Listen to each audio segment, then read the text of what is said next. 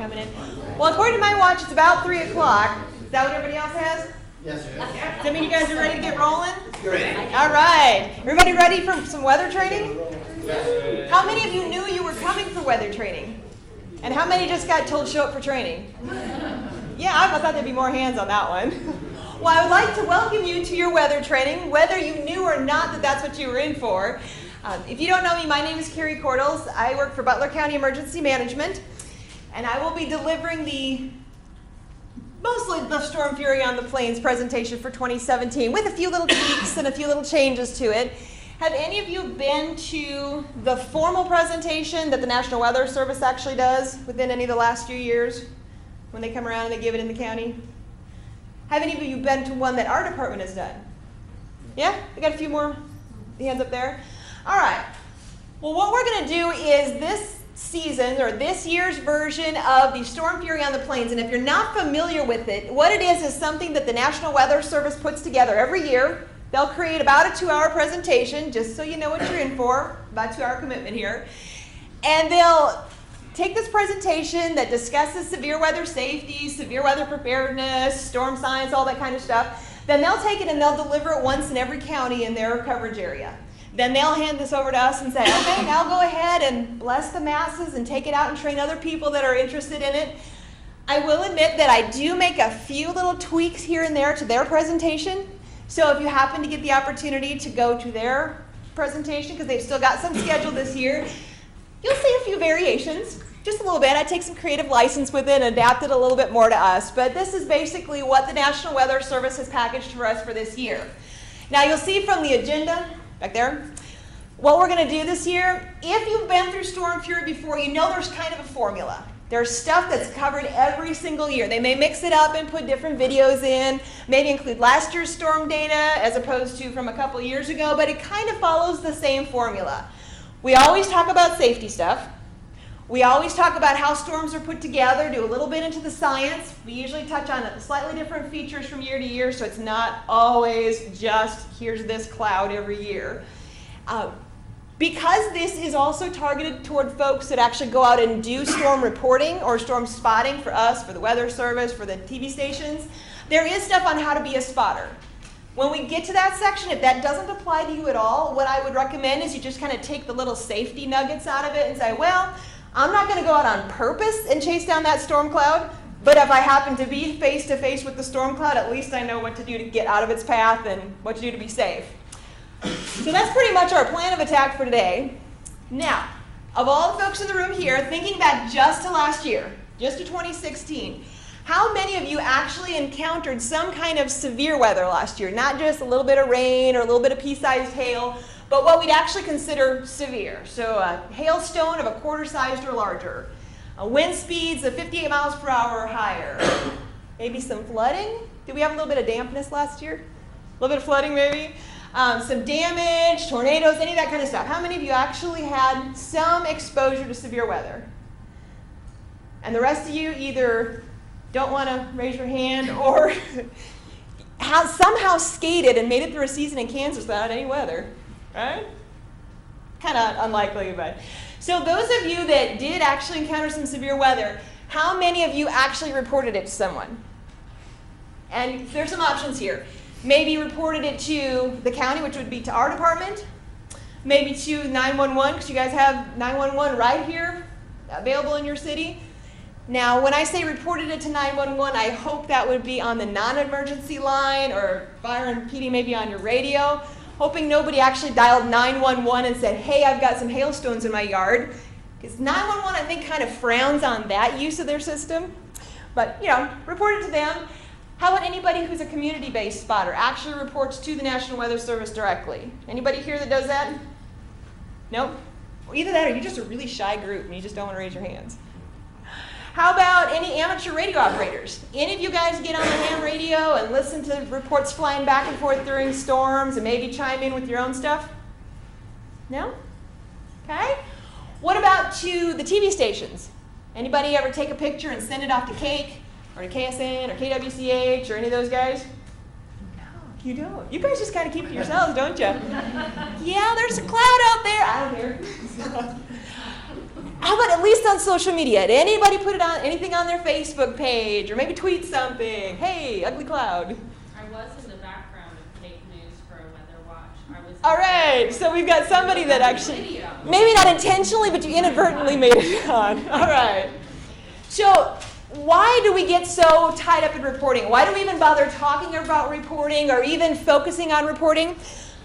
The reason is because reporting is actually a really important part of that whole warning process and that whole spreading of information to the citizens, to the public, and helping people take action, know what they're faced with. And I do want to really quickly make a distinction between storm spotting versus storm chasing. Now, I'm not talking about the guys that'll blast in here with their TIV and all their toys and all their antennas, and they're from states and states away, and they're just here to get that money shot of the tornado. Not talking about those guys. When I'm talking about storm spotters, I'm talking about local folks who are actually watching the skies, relaying back reports so that we're putting out accurate information to folks about what's coming, and so they can actually take action. The National Weather Service actually relies really heavily on spotter reports. They consider that their ground truth information, because despite all of their toys and all of their tools and their fancy radars and all these instruments and gadgets that are giving them soundings and readings and percentages and degrees and all that, sitting there in their radar room, they cannot see, unless it's right outside their window, they can't see what's going on in those clouds. So they may look at the radar and say, "Ugh, there's a lot of rotation in that storm. That is really a suspicious looking storm, and all the ingredients are right, and it's really, really likely that that could probably produce a tornado, but we don't know for sure that there's a tornado on the ground headed toward the city of Andover." But if one of the Andover fire guys happens to be out looking outside and go, "Yeah, that would be a tornado," and let somebody know, and we get that relayed back to the Weather Service, they've got that ground truth that tells them, "Oh yeah, that is a big, bad, nasty tornadic storm. We need to get warnings on it." Now, I don't want you to get the idea that the National Weather Service is sitting there biting their nails going, "Please, somebody tell me if there's a tornado or not, because I can't issue a warning without it." If they think there's something going on, if they think there's a threat to life, they think that that's happening, they will a lot of times pull that trigger, say, "Okay, radar indicated, we think maybe tornadic, let's call it a tornado warning." But there are times they're on the fence because something looks kind of, but they're not sure, kind of looks tornadic, kind of looks severe, and they're sort of wobbling on that fence about, do we warn, do we not? And sometimes that spotter report is just enough to tip over that fence. So it's a really important part, but not the only part of the warning process, just so you know. All right, now we're going to come back to this much later in the presentation, but just so you know, we actually have kind of a formula or a way of doing a good spotter report. There's specific information that we're looking for, very concrete data about who's reporting, what they're seeing, where it's going, what it's impacting, and like I said, we'll come back to this later, but when we have somebody that's reporting to us, to the Weather Service, to CAIC, there is very specific information we're looking for. Not just, "It's raining a lot at my house." Because, it doesn't tell me a whole lot, but there will be stuff that we would specifically like to know from people when they're spotting for us. And then specifically, there are criteria that make a storm actually severe. So the Weather Service in particular wants to know when we've hit severe limits. Do we have hail that's now bigger than a quarter? Do we now have wind speeds that are greater than 58 miles per hour? Are we creating damage? Do we have funnel clouds? Are they actually touching the ground and becoming tornadoes? But that doesn't mean that's not the only thing we want to know about. We don't want spotters to just sit back and go, no, that's still nickel-sized. Maybe a little bigger than nickel-sized, but no, not quite yet. Because sometimes, if a storm's been warned for a long time, and it's been severe because it was producing 70-mile-per-hour winds, and it was producing golf ball-sized hail, but by the time it crossed our county line, it's creating 40-mile-per-hour winds, pea-sized hail. Even though that doesn't meet the severe criteria, they want to know about that too, because it's time to scrap that warning. That storm's fizzled out. There's nothing left of it. So that stuff is information we want as well. Now, when we talk about weather, specifically when we talk about severe weather, and we say success versus failure with severe weather, what do you suppose we're talking about when we say it was a successful event? We got that money shot of that tornado? We found the biggest hailstone ever? What do you think we think is success with weather? hurt and no big value property damage? Yep.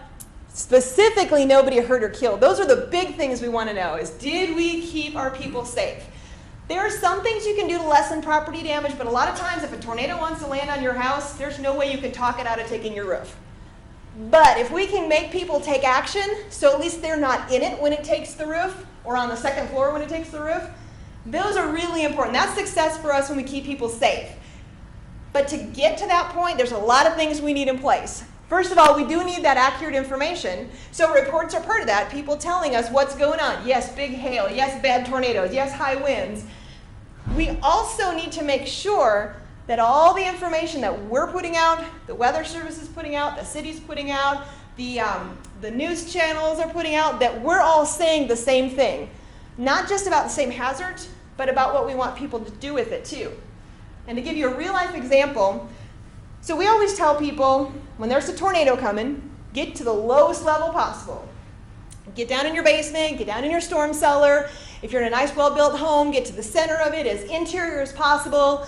You know, hug the very center of your closet, your bathroom, whatever. Get away from your outside walls, but stay put. Don't get into the path of the storm. Well, let's say, and this did happen somewhere, you get a newscaster that comes on TV or radio and says, there's this huge tornado coming, and it is so big, and it is so deadly that if you are in the path of this tornado, you will absolutely die, no question. So you better get in your car and you better run away from the storm.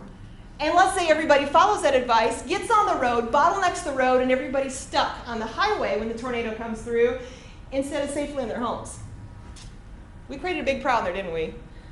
So we've got to get good information in, we've got to get really good, consistent information out, and then the last thing we need to do, we need to get it in their hands and hope they act on it, but we really can't force them.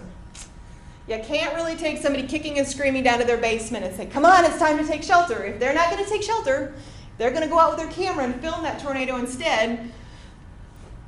Well, at least we can supply them with the information and say that's probably not the best course of action, but we can't really force them to act appropriately, but we can try. At least get them the information.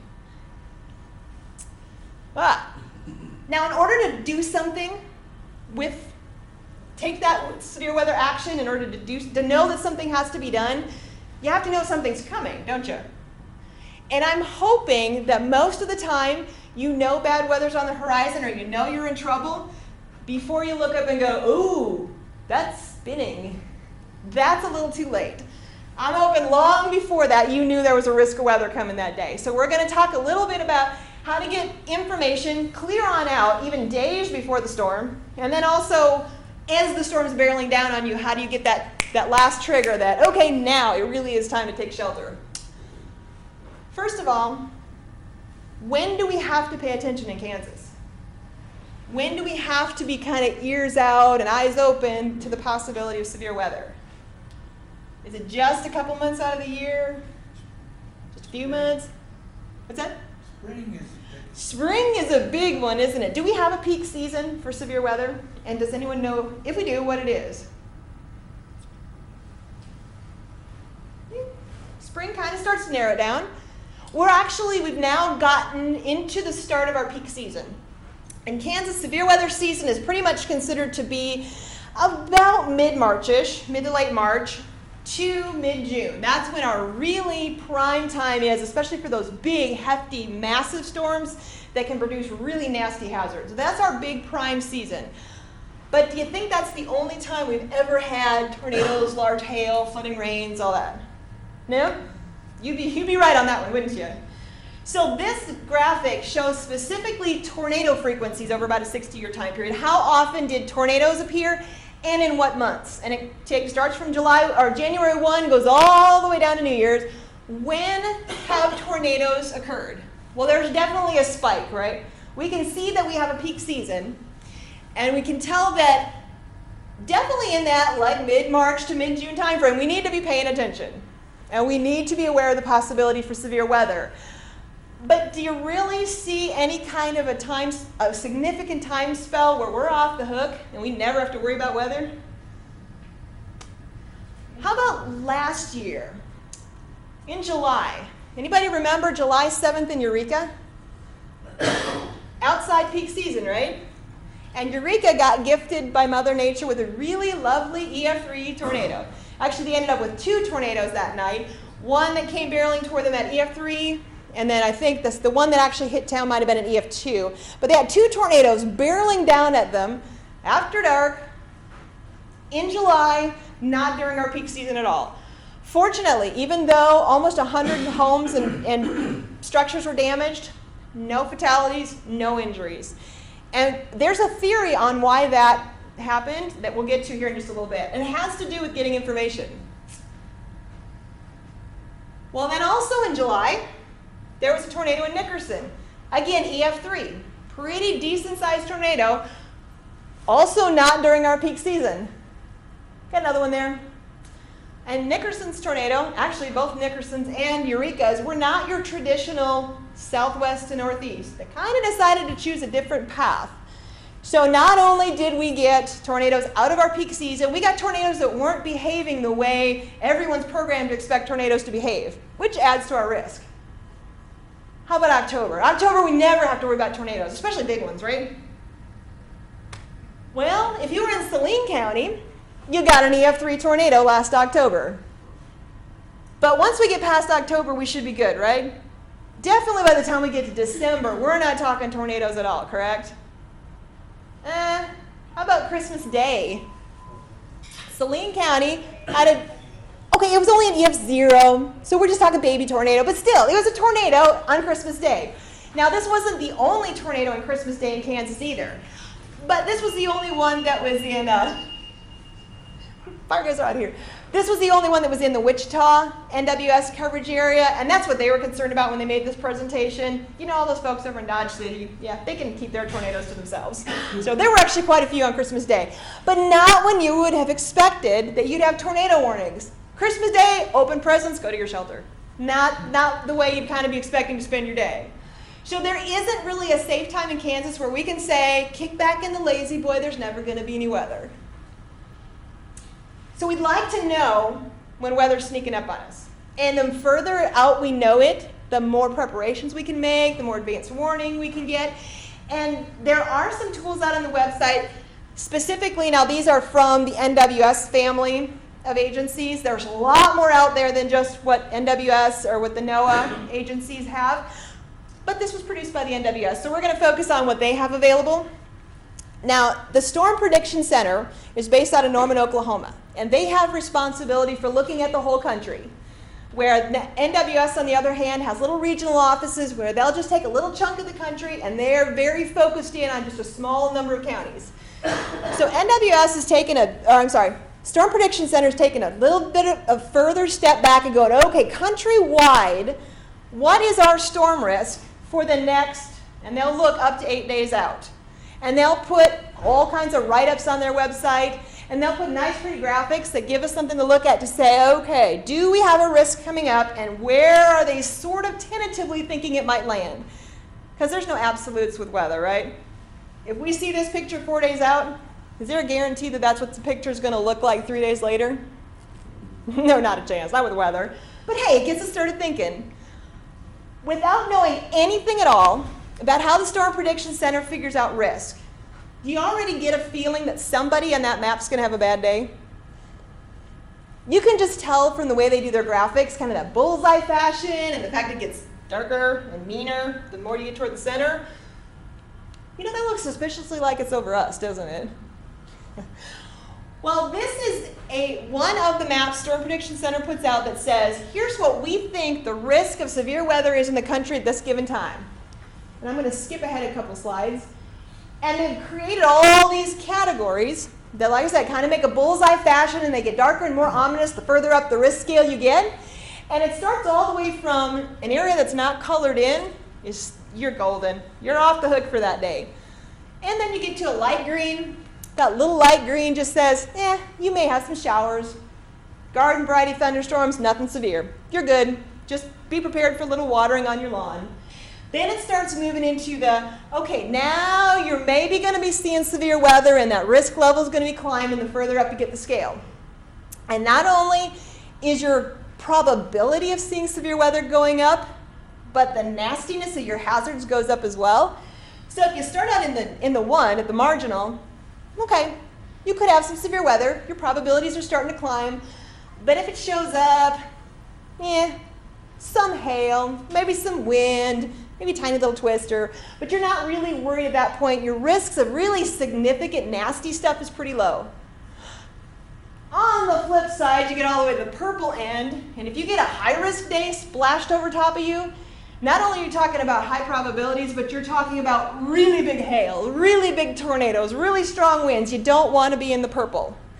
We were actually in the purple several years ago when that tornado went through the Oak Lawn neighborhood, hit Spirit, looked like it was barreling straight toward Hamburger. That was a purple day. We don't like purple days. So back here again. So when you're looking out and you're kind of pre-planning days out, and if you pull up Storm Prediction Center's website and you look at their convective outlooks, this little map will tell you, okay, is something brewing in the future? So now let's say it gets a little closer to the day of, and you want to know more specifically, so am I worried about hail, or am I worried about wind, or am I worried about tornadoes? Well, then they'll create these other maps that actually will take your specific hazards and say, okay, now here's the probability specifically of hail, or specifically of high wind. And on they call it their day 1, the day of is when they actually break that out specifically into your hazards. And they'll assign probabilities. This one happened to be the overall risk, but let's just assume for kicks and giggles that this was the hail risk for that day. Again, it looks kind of nasty in our neighborhood, doesn't it? When you look at percentages on the Storm Prediction Center's website, what they're saying when you see that nice bright 60% in the middle is not only do you have a 60% chance of that hazard happening, but they go as specific as saying there's a 60% chance of that happening within 25 miles of any given point in that bubble. So pick a point in the bubble, 60% chance it'll happen somewhere within 25 miles, which in meteorologists speak to them means it's a pretty good chance. Then you see where they've kind of splashed those black hatches all over it.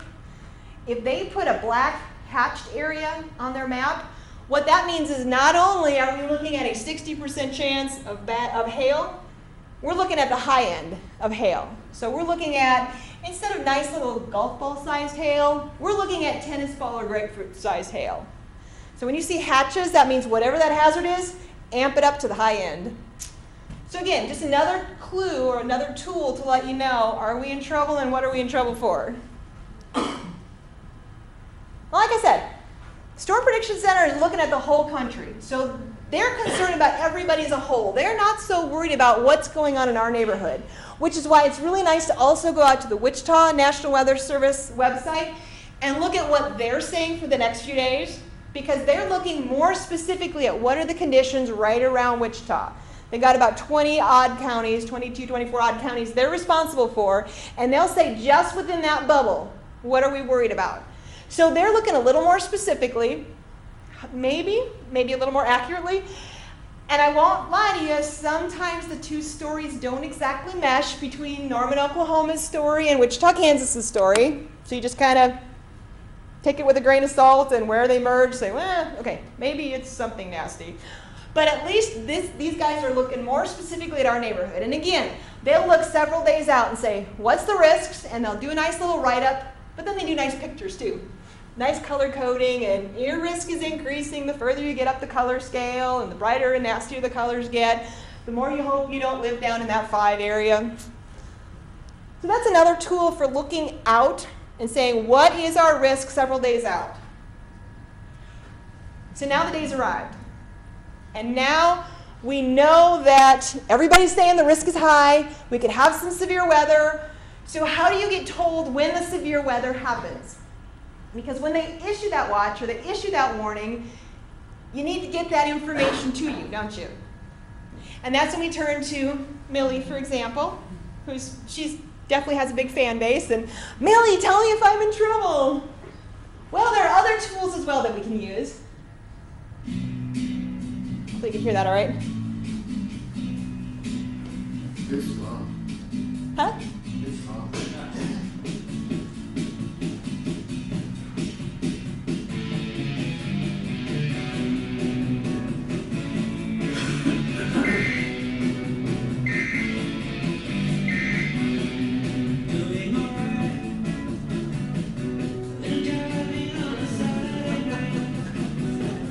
pull off to check, right?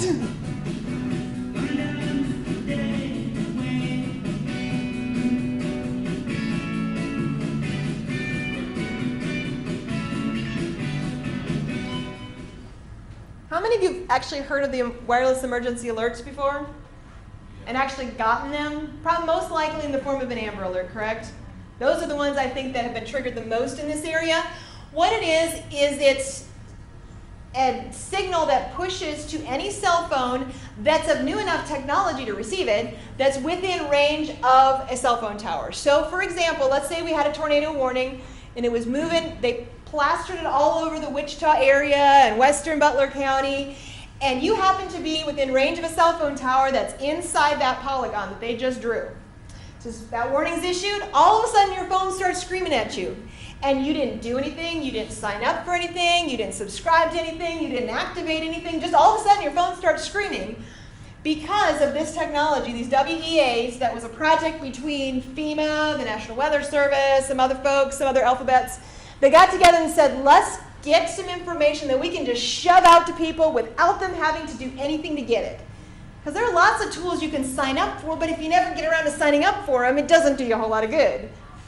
Well, the newer breeds of cell phones come out with this already installed, the WEAs, and all you have to do is, when you hear it make noise, look at it. And so, tornado warning comes out, you look at it, it says tornado warning in your area. Well, if you're within range of getting that signal, you're probably within range of the danger, so you should probably do something with it. Now, you don't have to sign up for it, but you can shut it off, which we hope you don't do. All except for, from what I understand, you can't shut down the presidential alerts. The president can still find your cell phone. But the rest of you can shut down. And because there is the way to shut that down, they decided to be really choosy about which ones they put out on the wireless emergency alerts. If we ever get a tsunami here, a tsunami warning or hurricane warning, I'll be a little concerned.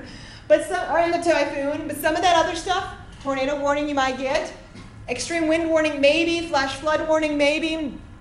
What is missing from that list that we see more than anything during this time of year? Huh? Flash flood. Flash flood would be a common one, but what's just that kind of pops up all the time in the spring? Hail. How about a severe thunderstorm warning? You see it anywhere on the list? You are not going to get, at least at this point in time, not going to get a severe thunderstorm warning on your WEA. So don't use that as your tool to let you know that a severe thunderstorm warning was issued. What they decided is those happen so much, and they issue so many of them. They'll issue one, and then an overlapping one, and then an overlapping one, that if your phone went off 7 times every time there's lightning, you would definitely shut the thing off. So they're trying to avoid overwarning, so that's not on there. They figured, okay, what's our high hazard, our high life hazards? Tornadoes, definitely. Typhoons in Kansas? Yeah, definitely. Tsunamis in Kansas? Yeah, definitely. Yeah, I wouldn't expect that one to pop up. But the ones that they think are really high hazard, let's get people with those WEAs. Now, hopefully, you find another warning method for all of your other types.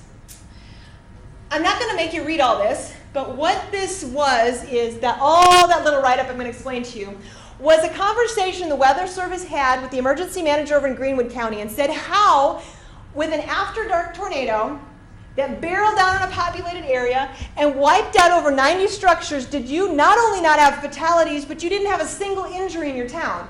How in the world did Eureka survive that tornado, otherwise, other than property damage, otherwise unscathed? Well, Levi Vinson, their emergency manager, had actually done some inquiries of his citizens and said, what made you take shelter? I mean, I'm really glad you did, but what made you take shelter?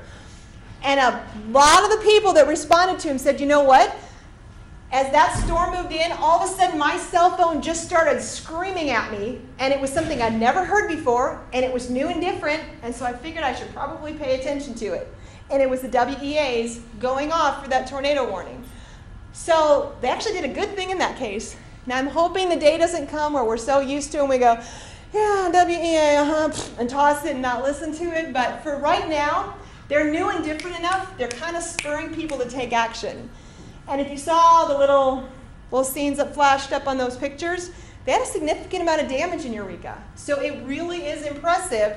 They didn't even have a single walk into the hospital. No injuries that night. So like I said, WAs, that's definitely a method you can use, but it's not going to get you everything. So other sources that are out there, other things you might look into, you could look into text alerts from a local television station. You can subscribe to apps. How many still have a NOAA weather alert radio at home? Anybody? Hey, we still got some folks. That's still, it's older technology, but it's still definitely valid. They will go off when you need them to. They will go off when you don't need them to, because they only go down to the county level. So if you're sitting in Andover and the storm is in Cassidy, yep, it'll wake you up at 2 in the morning for Cassidy's storm. Sorry to tell you that. But it's reliable technology. There's information on computers, tablets, televisions, radios, lots of stuff out there. Make sure, though, you don't just pick one. Because, Murphy happens, and if the only thing you're relying on is your NOAA weather alert radio, one of those nights going to come along, that thing's going to be dead. You forgot to plug it in, you didn't change the batteries or whatever. Or you sign up for a text app on your phone and you forgot to charge your phone.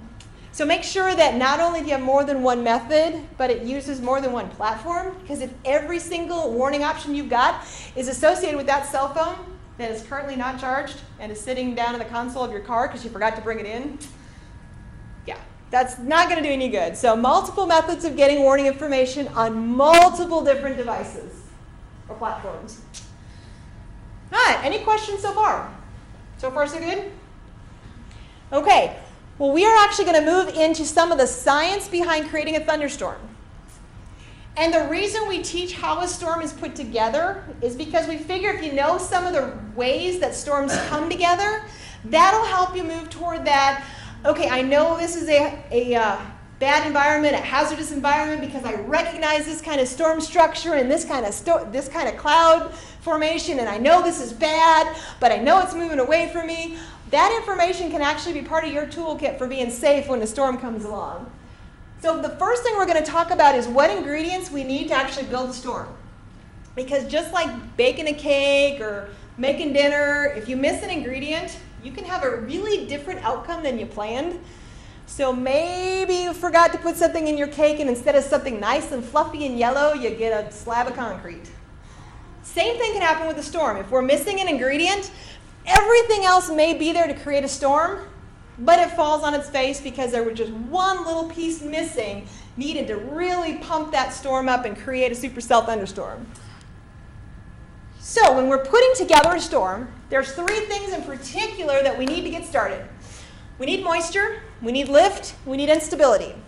Now the moisture, think about walking out of here after class, and there's just that heavy, wet feeling in the air, and you smell it, and you're like, oh, wow, that's storm weather. This is air you can wear. That nice, warm, moist air, a lot of times it's getting funneled up here from the Gulf of Mexico. That is like gasoline for a storm. That is awesome fuel to build a storm. So we get that warm, moist air. Now we've got fuel. But we got to do something with that fuel. If it's just simmering and festering and making us sweat down here at ground level, it's not going to produce a storm. We got to get that stuff moving up into the atmosphere. So what we're looking for is some kind of a kick or some kind of a trigger to get that warm, moist air from here actually moving up into the atmosphere. So that's our second ingredient. We got fuel, but now we need a trigger. And that trigger is lift. And that can come in a lot of different forms. Usually, though, it's some kind of front or boundary coming through. So you hear about storms are erupting on a cold front, or storms are erupting on a warm front, or we got a dry line moving in. It could even be a change in elevation or terrain. So a system comes washing over the Rocky Mountains, goes through the mountains, lands down in the plains, and boom, we get storms. Some kind of trigger, just something that sets that warm air rising, or that moist air rising, gets us started toward making a storm, but it's still not quite enough. We also need unstable air, because once that warm air starts rising, we need it to keep going. We need to stay buoyant and get all the way up into the atmosphere. And so that's our instability. If we have an unstable atmosphere, that warm, moist air will keep rising and it won't hit the cap. Like you sometimes hear, the atmosphere's capped, nothing's going to happen. We got unstable atmosphere, we can just keep that warm, moist air rising. And usually what gives us that instability is if we've got warm and moist down here and dry and cool up there. That's a good recipe for instability. So then we should have a storm, right? We got moisture, we got a kick. It's unstable enough, it's going to keep rising. So now we got a storm. Almost. We may have a storm, but to get a really nasty, monstrous, supercell, springtime, tornado-producing storm, we actually need one more ingredient. And that is called shear. Anybody familiar with that term? Wants to stand up and be star pupil and give a definition? Yeah, I didn't think so. So what shear is, and you got two types we're talking about, directional shear and speed shear. It's a change in your wind from your ground level all the way up to the upper levels of the atmosphere. So if I walk outside after class and the wind's blowing at 30 miles per hour, besides the fact that it makes the fire department a little nervous, if it's moving at 30 miles per hour down here, is it necessarily moving at 30 miles per hour at 30,000 feet in the atmosphere? Not necessarily, right? And actually, if we want to create a big storm, we need that speed to be different from down here to all the way up here. Even better, if we're going to create a really big storm, is if not only is the speed different from here up to here, but if the direction is different as well. So let's say it's 30 miles per hour from the east down here, and it's 100 miles per hour from the north by the time we get to the top. That is actually even better for making a storm, and I'll explain it here in a second. But if we got any folks here that are really like to weather geek out, we've got nice little pictures of some soundings that the meteorologist takes showing the change in speed and direction as you go up into a storm. So you got different layers of the atmosphere. And on the unorganized side, or unorganized storm, or puny little popcorn storms, what you can see on that side is you don't have any consistency in your wind speed. It's not getting increasingly faster going up, and it's not doing any kind of change in direction. But on the other side, you've got, on the left side, you've got a storm, or you've got an atmosphere where the wind is getting progressively faster, the higher it gets up, and then the very far profile, not only is it getting faster, but it's changing direction. And I'll show you why that's important. Normal little garden variety thunderstorm. You got moisture, so we got fuel. You got lift, so your warm moist air is going up. You got instability, so it keeps going up. But these storms just aren't surviving. They're popping up, and they're dying. They're popping up, and they're dying. And they're just not amounting to anything. What's happening with these guys is they don't have that last ingredient, that shear. So that warm moist air rises and rises and rises into the atmosphere, but it's just going straight up. And what comes down out of a storm?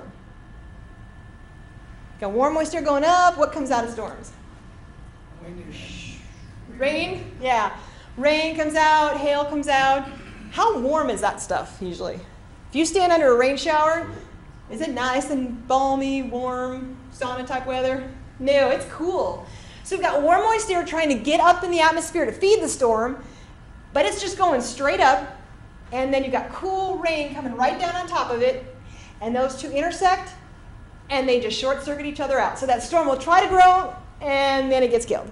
And it'll try to grow, and it shorts out again. And these things don't live long enough to create big hail, big wind, big tornadoes.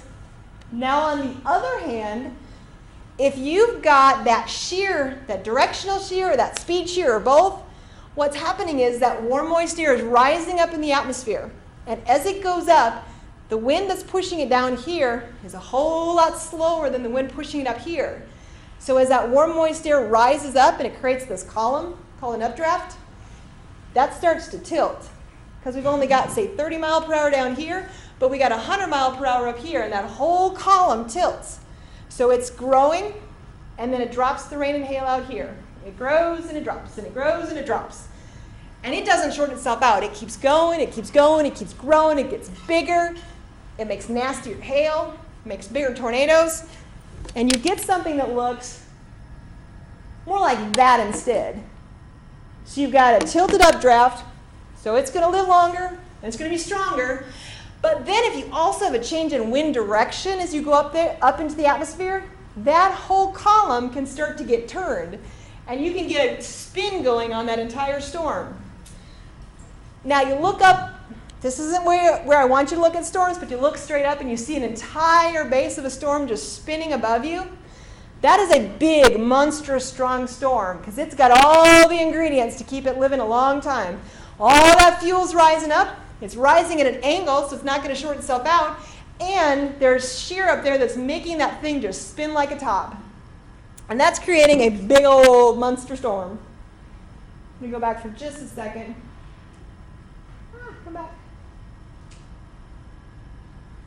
What this is just radar imagery of those little storms. You notice how they'll just pop and die and pop and die? That environment that's going on right now, does that look like anything that's going to worry you if you see that happening when you look out the window? No? Or look at your radar? Now, in that situation, there just was not the shear, there wasn't that wind change available to let those storms live a long time. So they're going to pop up and they're going to fizzle out, and they're going to pop up and fizzle out. And you may get a lot of them, and they may pop up several times throughout the day, but they're not going to create monster storms. Unlike this guy, which is something we don't really want to tangle with. Now, another issue that we can run into with storms, get this guy rolling, is not only can we have storms that get generated up and they last for a long time, but we can also have a problem with, if you see in this example and you're watching the center of the radar and looking at Wichita, you got a storm that popped up, and it was a decent sized storm this time, and then another popped up right behind it, and another popped up right behind it, and they keep training over the exact same area over and over and over again. That's another issue we have to deal with, where we have training supercells, is what they call them. And what happens if you produce a storm, a really big, heavy rain producing storm, over and over and over again in the exact same area? What do you have? Yeah, you basically have 2016. You have all that flooding that we had last year is exactly what we were running into. I said they call these training our multi-cell thunderstorms, and what we run into a problem with them is that not only are we getting a nice juicy thunderstorm produced, but we keep regenerating storms one after another. Now, in previous years, what we had done with this presentation is we did all the storm stuff here, and then we did all the safety stuff over here. We kind of disconnected the two.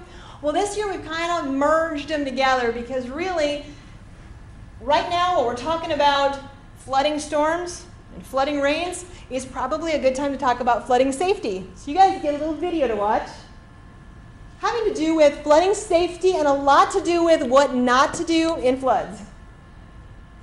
Come back. See if I can make it go. There you go.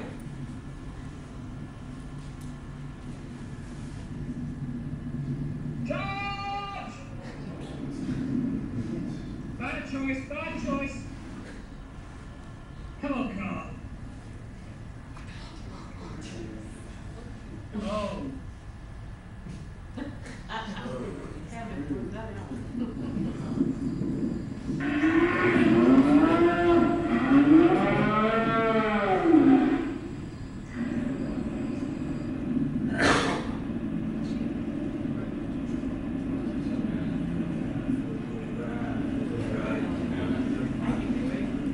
Because obviously all the other stalled vehicles, what were they thinking? I can make it. But the Dodge will make it, right? And actually, sadly enough, the Dodge does make it, so what does that tell all the guys behind him? Go ahead and try it.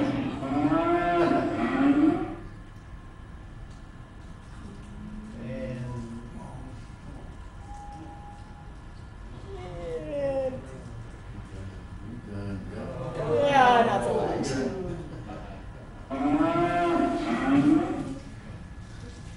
Now, obviously, pickup's as sturdy as a semi, right? It's heavy and durable.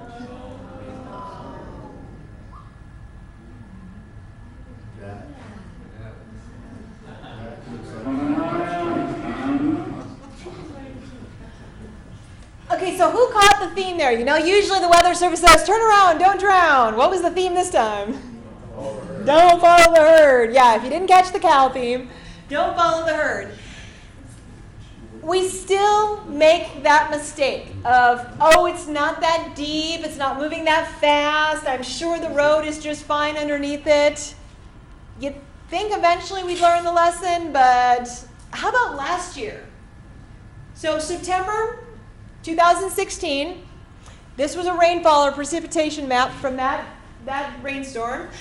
Like usual, it ganged up on Wichita, it ganged up on the southwest corner of Butler County, dumped anywhere from 8 to 12 inches of rain. Keep in mind, by September, this was our 4th serious flooding event of the year. We had a May flooding event, a 4th of July flooding event, an August flooding event, and a September flooding event. By September, all the drivers in all of Kansas should have known, turn around, don't drown, don't follow the herd, stay out of the water, right? Do we believe that? Now keep in mind, again, this presentation came from the Weather Service office in Wichita, so they're using a Wichita example, but you can apply it locally too. This was a map from that flooding weekend, or that flooding event, that their GIS had produced over in Sedgwick County of roads that were closed due to flooding. So they had a lot of roads, at least the ones reported, a lot of roads that were flooded. By the 4th flooding event of the year, nobody's going to drive into them, correct? Because we've all got the hint, we stay out of flooded waters. Well, we're going to jump ahead to the bigger view of this map. All the blue are reported flooding. All the green are reported submerged vehicles. 1 or 2, right? Unfortunately, it catches people every single flooding event. Either they consciously decide to drive through it like that Chevy Dodge guys going, I can do it, no, I can do it. Some of it's a conscious decision, some of it is people still getting caught unawares because they're not expecting it. They're driving home and thinking, this road is always there for me. This route is always a straight shot home. I've never had a problem getting home. I won't have a problem getting home today. And they'll just autopilot home and splash into the water. Or, worst case, more serious situation is when it sneaks up on you after dark and you come flying down a road unaware that the conditions have changed until you see that little glint, headlights hitting the shiny water as you're diving into it. That's the even scarier time, is when it sneaks up on you and you didn't realize that the roads were flooding until you're in it. In daylight, you get a little more of a clue, especially when you see the tops of the other cars that are already floating in it, but you still plow through anyway. We really, really need to be tuned in when we have heavy rains, tuned into those conditions, and to realize that, yes, we do have a problem with flash flooding around here. Yes, when we dump 8 to 12 inches of rain on a concentrated area in a very short period of time, not only are roads going to flood, that always flood, but roads that usually don't flood are going to flood. And so we got to be paying attention to those roads. And remembering that you cannot tell coming up on it how fast the water is moving, how deep the water has gotten, and whether or not it's already started to erode away the road beneath it. Is that road even there? So we just want to turn around, don't drown. And even if the guy with the slightly smaller truck than yours has already started into it, and your truck's bigger and badder, no. Even if it's a fire truck, guys, don't drive the fire truck into it. All right. So that was, besides the flooding part, that was the ingredients for baking up a storm. Now we're going to actually talk about parts and pieces of a storm, starting with a supercell thunderstorm so that you can actually identify when you're looking out on the horizon, hopefully starting by looking out on the horizon, not looking up like this, you can identify what you're dealing with. Is it a supercell thunderstorm? Is it hazardous? Is it moving toward me or away from me? Is it something that I need to take action on? And we start with the supercell because these are the big bad storms, the big nasties that usually show up this time of year. These are our spring storms we're most concerned about because these are the guys that have the potential to create some really nasty stuff. Now, supercell thunderstorms.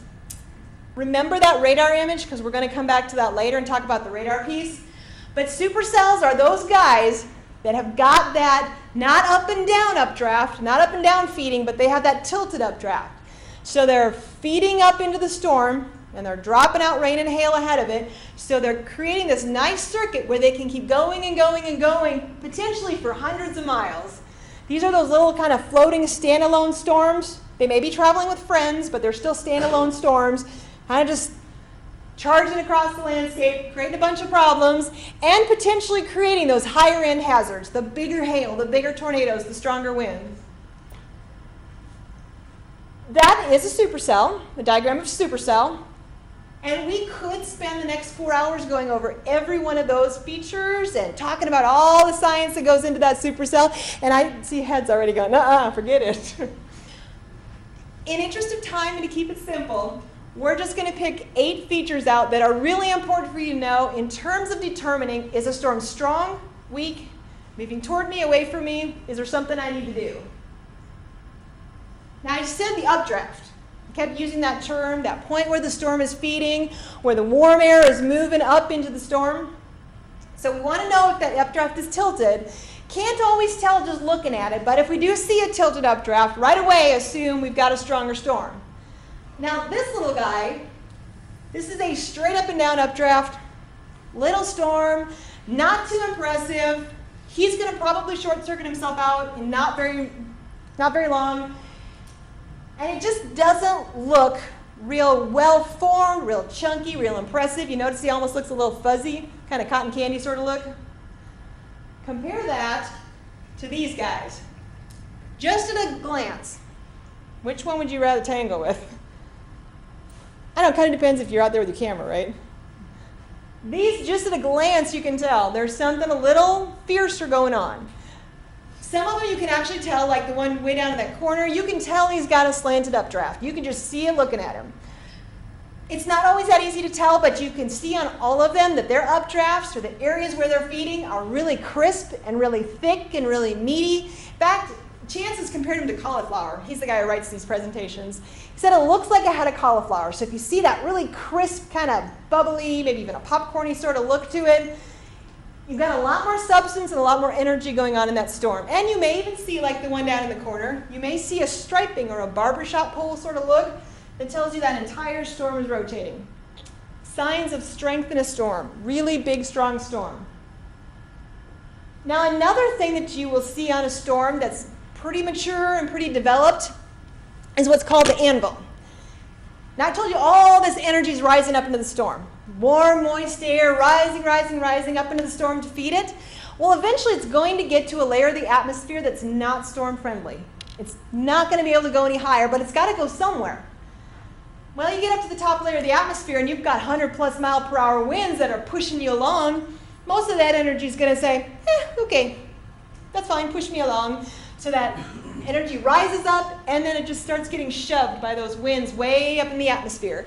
So that anvil will be spreading out in the direction that those steering winds are pushing that storm. So when you see the anvil sprawling that way, or that top part of the storm, might actually look like Starship Enterprise type of look, or like a pancake. When you see it sprawling out this direction, it tells you the storm is going this direction. Now, looking between those two pictures, you see the one on the, this that would be you guys' left, that looks kind of wispy and just kind of, somebody's just taken some cotton and just kind of stretched it out. It's sort of like, hey, I'm an anvil. Versus the one over there that's a lot thicker and beefier. A wispy little anvil, that's going to come with those smaller, less dramatic storms. A big, thick, hefty anvil is going to come with a more substantial storm. And what you might actually see, like you've seen that one over there, it says the storm is going that way, which means the anvil should be spreading that way. But if you look at the picture, there's some of the anvil that's actually coming back toward us.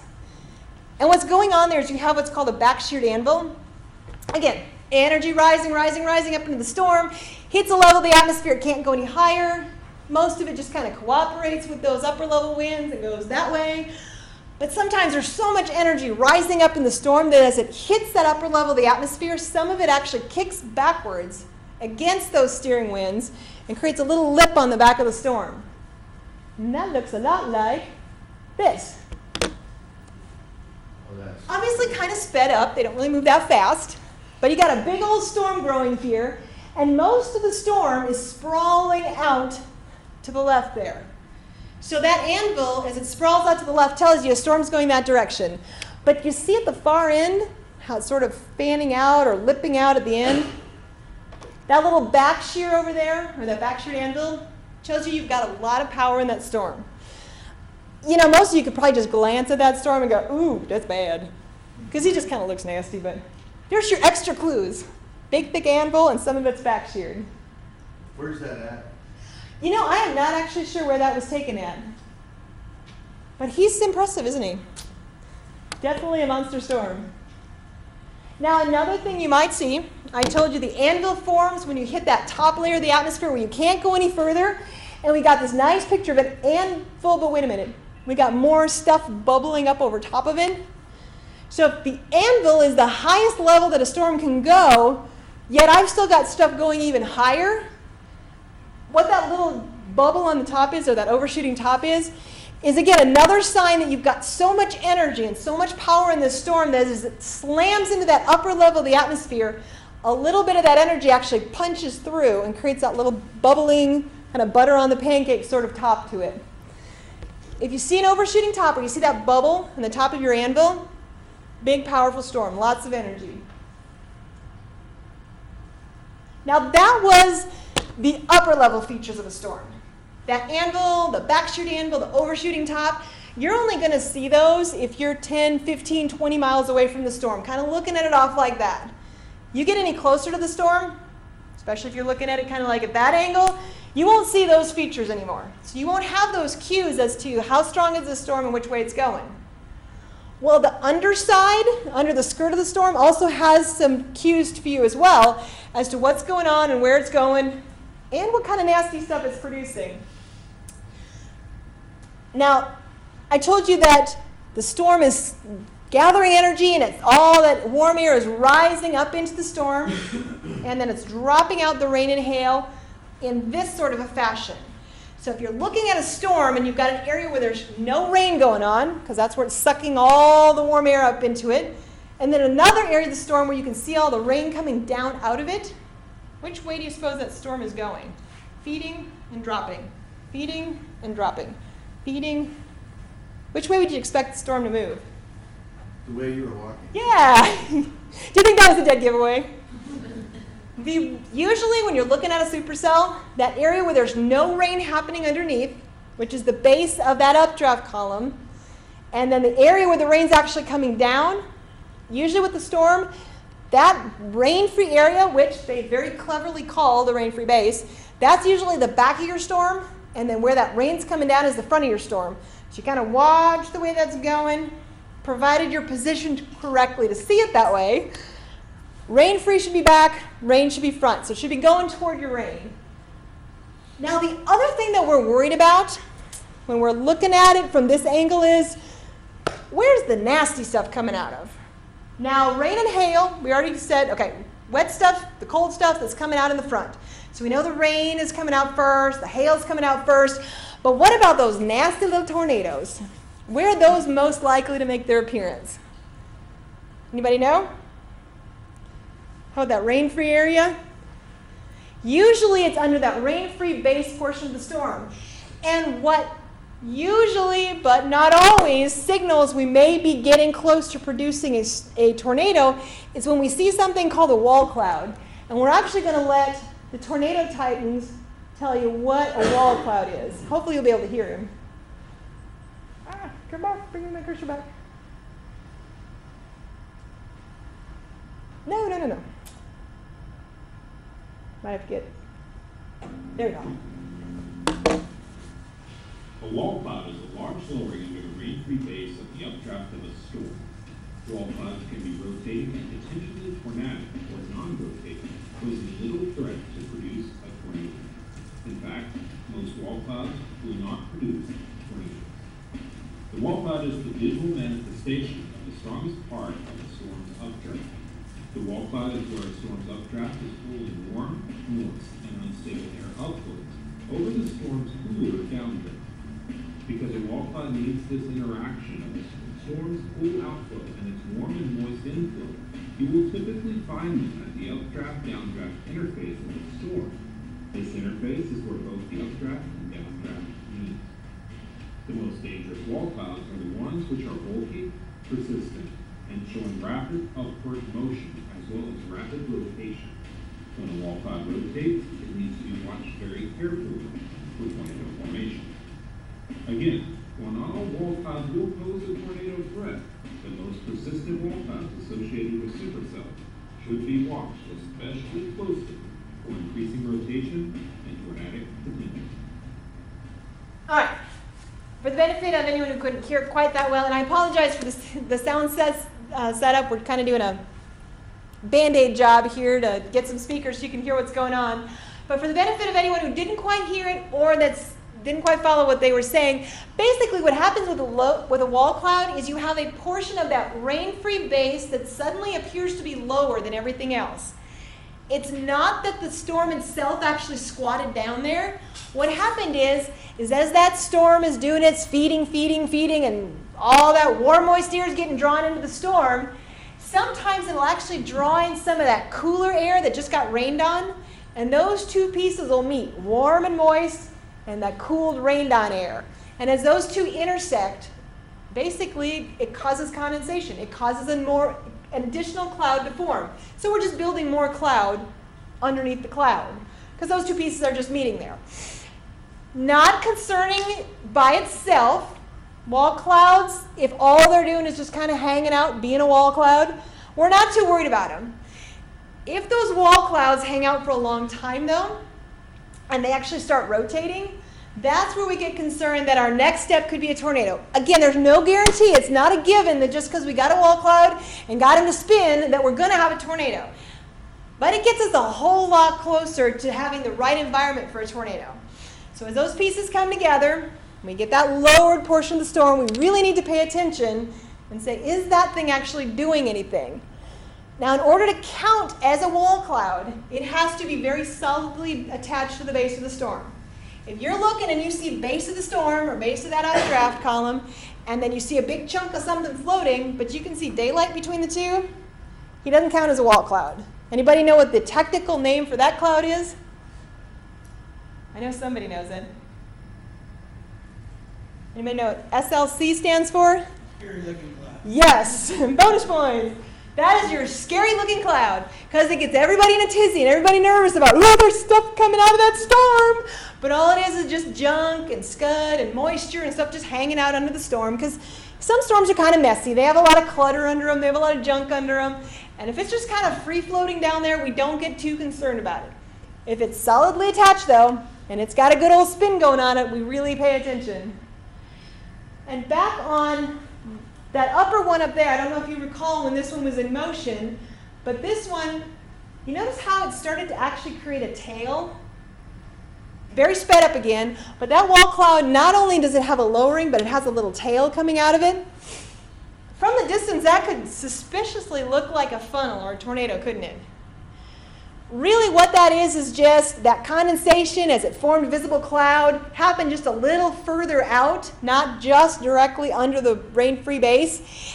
And to tell that it's a tail cloud and that it's not actually a funnel is that tail cloud will actually be pointing out the rain. So you've got rain and then you've got a wall cloud with a little tail and it's pointing right at the rain. Probably just a tail cloud, probably just portions of the wall cloud. It just became visible a little further down. If you're not sure though, if you're on the fence about funnel, not funnel, I treat it like a funnel and give it some distance. And then this is how we do not want you to observe a wall cloud. Ah! Thing does not like me in it. What do you think? A little too close? Yep, wall cloud. Yep, it's rotating. When I say keep an eye on it to see if it's rotating, give it some distance. You want to at least be looking at it at that angle, not at that angle. Just start to roll up over here. So yeah, the bent neck rule, not how to observe wall clouds. Now another piece of a storm that is getting a lot more attention lately than it used to get is something called the rear flank downdraft.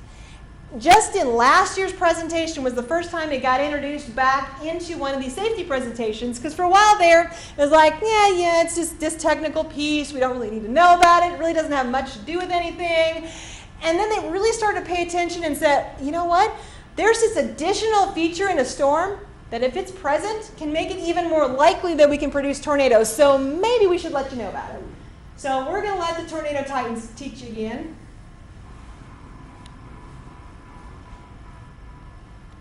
See if you can hear it. The rear flank downdraft, RFD for short, is a region of dry air wrapping around the back of a mesocyclone and a supercell. The RFD is thought to be an essential piece of tornado genesis and supercell thunderstorms. RFDs are visually identifiable via a clear slot. The RFD can be wet or dry, and typically the moisture content within the RFD will determine the type of supercell you are observing. Wet RFDs are associated with more high precipitation storms, while dry RFDs are typically associated with low precipitation storms. RFDs are often identifiable on radar via the hook echo, as they are generally one and the same. However, the presence of a strong RFD or a hook echo does not guarantee that a tornado will occur. So if you think of an updraft column, a lot like a stick that's been stuck in a current, that helps you start to understand how this RFD forms. So you've got this big updraft column, and it's pretty substantial, and it's pretty solid, and it's rising up into the atmosphere, and there's all that wind up there that's blowing around that updraft column. And some of it will actually push the storm. Some of those winds will actually break around the updraft column, treat it just like a stick in a current, like the water goes around it. But sometimes that wind that's up there will actually hit that updraft column, and rather than going around it or just giving it a shove, it'll actually dive down the back of that big column of warm air that's rising. So it'll actually find a nice little path, and it'll shoot down the back of the storm. And as it goes down the back of the storm, sometimes it'll actually scour out or clear out the clouds on its way down. And that creates almost like a bright little horseshoe look at the back of the storm. That's your visual cue that you've got this air that's rapidly descending down the back of the storm. Not a big deal. I mean, yeah, rapidly descending air kind of tends to slam into people sometimes. But what we're really concerned about in those is as that air comes diving down the back of the storm, if it actually gets sucked back into the storm and pulled into that rotation of the storm, it can actually increase the rotation and improve the environment for a tornado. So they realized, oh, when we have that extra piece happening, it actually makes things a lot more tornado friendly. So we need to pay attention to those. Where does a microburst kick in on that? And actually, if you hold that thought for just a few more slides, we got microbursts coming up too. But with that RFD, I'm losing my train of thought for a minute. So if that gets sucked in, and it helps with that rotation, you can create a tornado. But what's even lovelier about an RFD, if you have one present, is I'd like to be able to tell you that the progression is always you go from a rain-free base to a rain-free base with a wall cloud to a rotating wall cloud to a tornado. That it's always that progression, that if you're missing one of those steps, you're tornado safe. Unfortunately, they have found situations where we never created a wall cloud at all, but because we had a really nice rear flank downdraft, we produced a tornado without ever seeing a wall cloud first. So I'd like to say that there's a hard and fast rule that you have to have a wall cloud before you can get a tornado, but thanks to these little buggers, it doesn't always work that way. Like I said, I think your microburst is coming along here in just a couple more slides, so we'll get that piece added on here. You remember that radar image I said toward the beginning of this section that said keep an eye on that one because we'll be back to it? This radar image actually has a bunch of the pieces that we just talked about right there on your radar. That'll tell you how big and bad this is, how strong it is, where it's going. This is your classic picture of a supercell thunderstorm, and it's actually one of the ones that kind of clobbered and beat up Oklahoma a few years ago. I think this is actually one of the more tornadoes. In this radar image, you actually can glance right at it and know where the rain is, where the tornado probably is, which way it's moving, just based on the color patterns on the radar. Because what a radar does in this view is the radar is just sending beams out into the air, and it's waiting for those beams to hit something and bounce back. The more something that it hits, the more beams get bounced back to it, and then you get brighter and brighter colors on the radar. Ooh, we hit a whole bunch of stuff. We bounced off a whole bunch of stuff. When you've got a storm going on, you can pretty safely usually say, oh, it's hitting rain, it's hitting hail, things like that. Radar beams can also bounce off very large flocks of birds, smoke from grass fires, dust. So you sometimes get some screwy images on your radar, but in this case, you can probably safely say, yeah, I think we got a storm going on. Now, the lighter colors toward the front, where you got the blues and greens, and that actually is the front of the storm, up toward that upper right-hand corner, that is actually your anvil sprawling out ahead of the storm. So the front of it there is that anvil. You get further back into the storm and you notice that the colors get darker, more concentrated, more bullseye looking. So the radar's hitting a lot more stuff. There's a lot more bounce back. That is where your rain and hail is happening. And we know rain and hail comes down and then you have your rain-free base. So that's the direction the storm is moving. So darkest section there, the darkest red, that's where the majority of your rain and hail is happening. And then right behind that, anybody see that little notch or that slot where there's not really any colors at the tail end of it? Yeah, pretty much? Still got you here, right? All right, well that little notch in there, that is actually where your rain-free base is. Because that is where the updraft column is at. That's where the storm is feeding itself. And you got a little more color that curls around the back of that area, creating what's called the hook echo, which tells you that the storm actually has a good old spin going on it as well. So we've got a rain-free base area, and we've got a good old spin going, creating what's called a hook echo, which tells us we got a classic supercell, a powerful supercell, and a strong potential for tornadoes. When they see pictures like this, the TV meteorologists get really excited. They start shedding their sport coats, loosening their ties, and they're in this for the long haul. And that KU and K-State game is not coming back on until they're done and that storm's cleared their coverage area. Sorry to tell you. But that's what they're seeing, is they're seeing a storm that tells them lots of potential for big nasties. And unfortunately, in this case, there's one more thing we can make out on this radar image. Anybody see down in the very tip of that hook where we suddenly got a bright white little center? Anybody make that out down in the very bottom corner? Down in the little hook portion of your radar image, that little hook echo, as that storm barrels over, and if there's actually a tornado produced in there, and it actually runs over something, runs over stuff like a house, lots of trees, things like that, all that gets tossed up into the air, which creates a lot more stuff for the radar beams to bounce off of. So if you have concentrated area with your rain and hail, and then another concentrated area down in your hook, it may look bright white, it may look really nasty dark purple. Unfortunately, what that usually is a debris ball, meaning that's somebody's house probably reflecting that image. So, bad news, huh? And this is just a picture of a storm that went through last year through the Park City area that actually had all the signatures that you would think would produce a very severe supercell thunderstorm, borderline tornadic.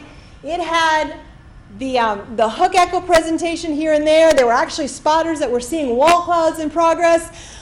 But this one never actually popped a tornado, never popped a tornado warning, because thankfully they had people with eyes on the storm that were saying, you know what, yes, you've got rotation, and yeah, the meteorologists are seeing hook echoes, and yeah, they're seeing information on their side that says the storm is rotating, but the thing never stayed tightened up enough to actually get rotating wall clouds and actually get funnels and actually get tornadoes.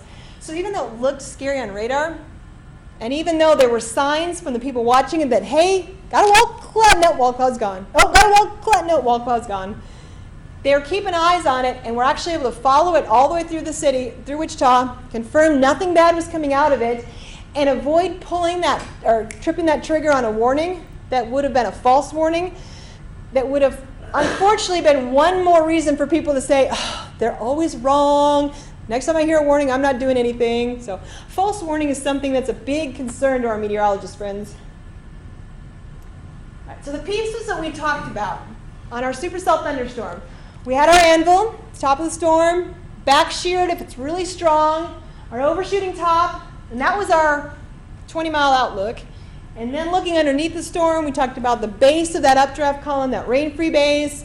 We're looking for that wall cloud, potentially a rotating wall cloud, that separation between the rain-free area and the rainy area. That little horseshoe that's carved out if we have a rear flank downdraft, as well as the little tail we sometimes see going into that wall cloud. Well, we're going to take a moment to do another safety thing, and this time we're going to do safety on hail.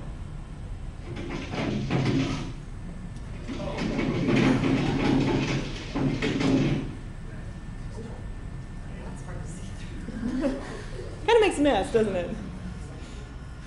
So you see this guy is safely pulling over to the side of the road because it's hailing really heavily, probably beating his car up pretty badly, making it hard to see.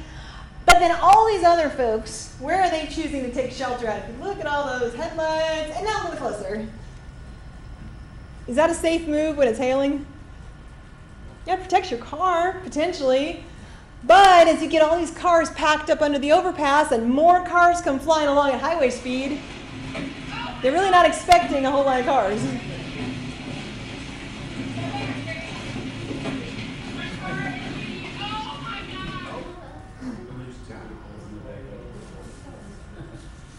Oh! Big bad hail.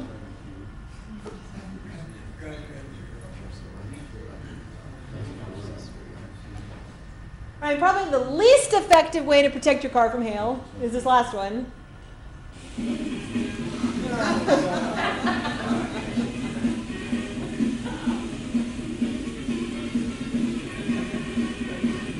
Man, he's trying hard, but... All right, so hail, basically, the ticket with the hail is stay out of it. It's can do a whole lot of damage to windshields, windows, and things like that, and can do equally or more damage to heads, unprotected parts of your body. You don't want to be on this stuff when it's coming down. Even if there is this really big, beautiful, baseball-sized piece of hail that you just have to collect to put in your freezer forever and ever or to get a picture of it, it's not going to melt that much between when it falls and when the storm finally clears. So give it a minute, let it pass. Look at the hailstone.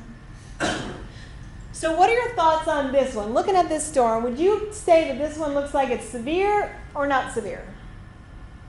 Based on what we talked about. Obviously you can't see all the features.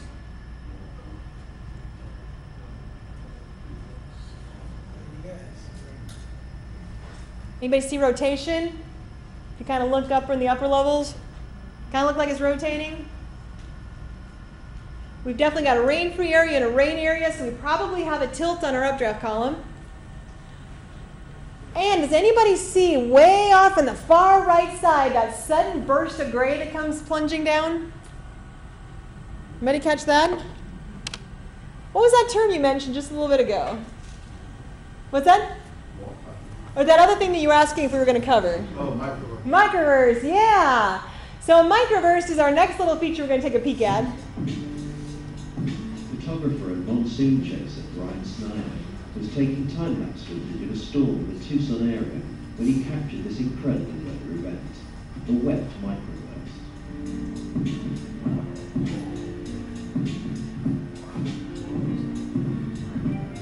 Microbursts affect an area of no more than 2.5 miles across, and they occur when a cooled, heavier column of air sinks rapidly in the middle of a thunderstorm. As the air hits the ground, it spreads out with great force, often generating winds of over 150 miles per hour. In the case of a wet microburst, it also brings crashing rain, often described as a rain bomb. Impressive little thing, isn't it? So microbursts or downbursts are basically straight line winds, but instead of going straight line this way, they're going straight down on top of you. So they'll just come plunging out of the atmosphere for a variety of reasons. Sometimes they just found a nice, easy path down, and just all of a sudden some upper level winds found a way to get down, like maybe the rear flank downdraft, but they come crashing down, sometimes, like you said, 100 miles per hour or more, and just slams down on whatever is on the ground beneath it. You also can find them when some of these storms, even the smaller thunderstorms, are starting to collapse. They've been trying to hold this energy up and they just can't anymore, and so they just boom, dump it down. That's another time when you're going to see microbursts. Somebody that's been hit by a microburst or their home's been hit by a microburst invariably will tell you they got hit by a tornado. And 100 miles per hour from a twisting tornado, 100 miles per hour from a crashing microburst, not probably worth quibbling with them, because those things will make a roaring sound. You'll see that nice column. They'll completely rearrange your roof, your fence, your trees, your chicken coop, whatever.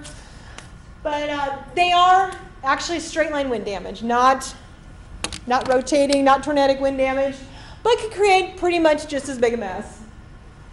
And this one you can see just in this little quick video, that from the distance, once it hits the ground, that column looks a whole lot like a tornado from the distance, doesn't it? So it can definitely give people the impression that there's a big tornado moving their way. Okay, how about this guy? Severe or not severe? Any gut feelings? Not severe? Does it make a difference the height? This one says it's 25,000 feet. Can you be severe at any height, or is there a cutoff? Does it have to be 50,000 feet in the atmosphere at the top of the storm to be severe? No, you can definitely have them at any height. You know, it's not overly developed on the top. I mean, definitely is thick and chunky, but you don't really see the anvil yet. You don't really see any overshooting tops, no back shears. So, you know, at a glance, this guy doesn't look so bad. But then look under the skirts. Oops, we got a tornado. Yeah, this one was kind of a sneaky one. He's actually already gone severe without creating all the features quite yet.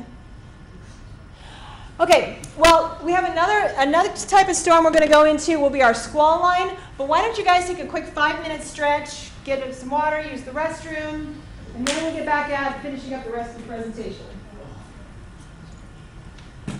Okay, let me ask this question. Do you guys want to take a 5-minute break, or do you want to push through? Because I know we're pushing.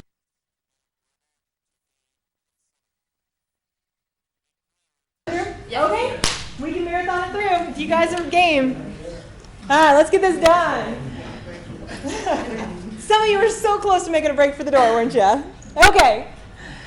So the other type of storm that we talk about, and we won't spend much time on this guy at all, is the squall line storm. We don't spend as much time on him because he's not necessarily the same level of hazard as the supercell, but we definitely get a lot of them. These are those long lines of storms that march along. They may stretch as far as from Texas all the way up to Minnesota, but it's a big long line of a storm rather than a blob of a storm if you look at it on radar. And it's the one that you'll see horizon to horizon and the one that you're not going to escape from. Supercell, you may get lucky and it may just graze over whitewater and skip us down here altogether. You get a really long linear squall line, that thing's going to march over everybody. The thing with these squall lines, though, they're structured different. Partly you can tell just because they're a long line, but they're structured different in terms of how they feed and how they dump out their hazards, which makes it different what kind of hazards they can create as well.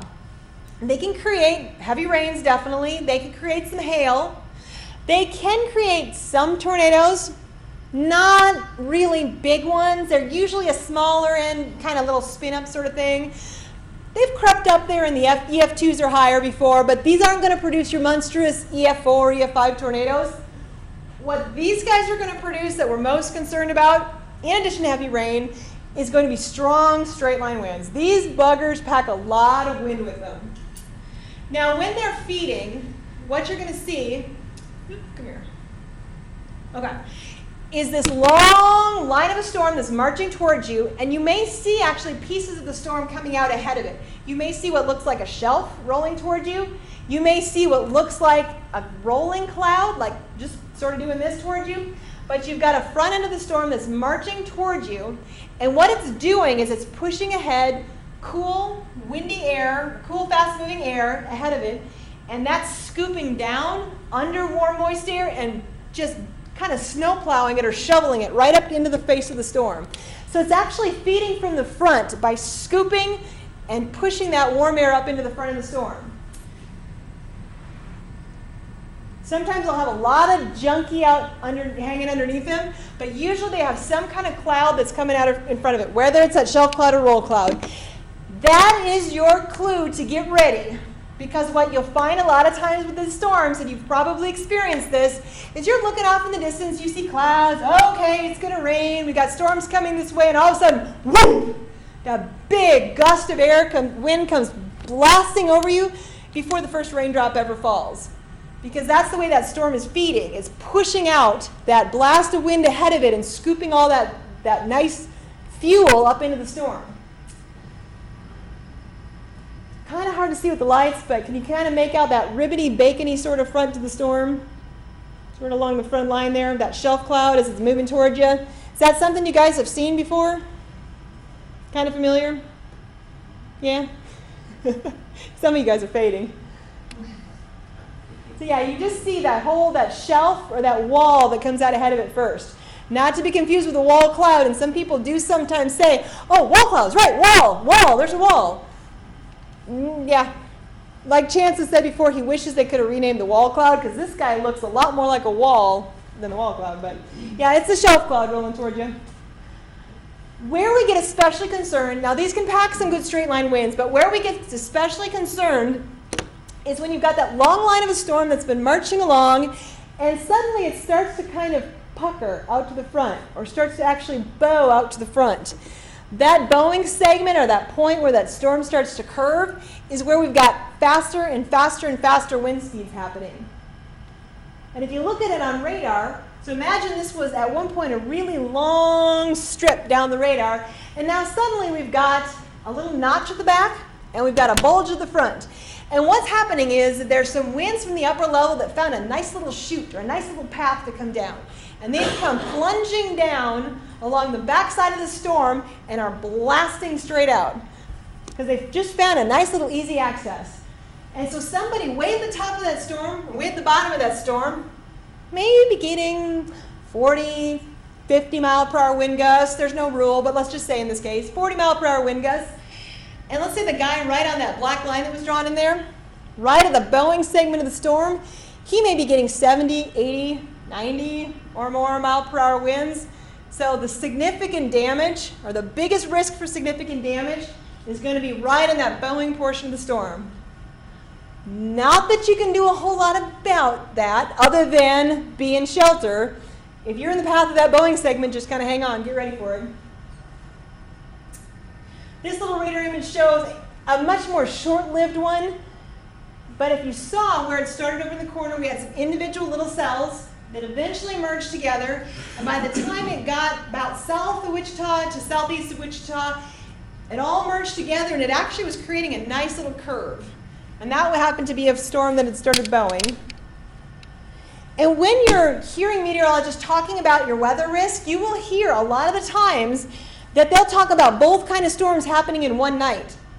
So they may say that during the afternoon hours, expect supercell thunderstorms, discrete, individual, traveling on their own supercell thunderstorms, and then those will start to blend and merge and suck energy from each other, and eventually they'll turn into a squall line. Or you'll have a meteorologist saying, expect after dark the storms to become more linear, which means they merge together, they create a nice long squall line instead.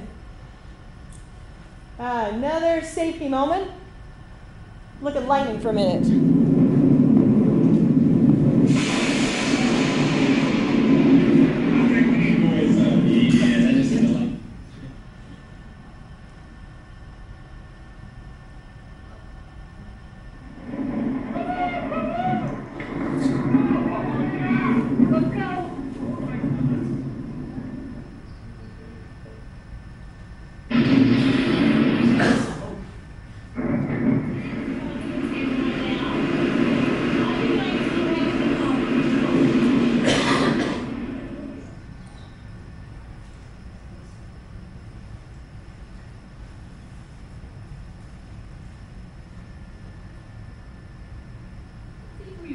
Video showing Tim Powell unloading groceries from his truck.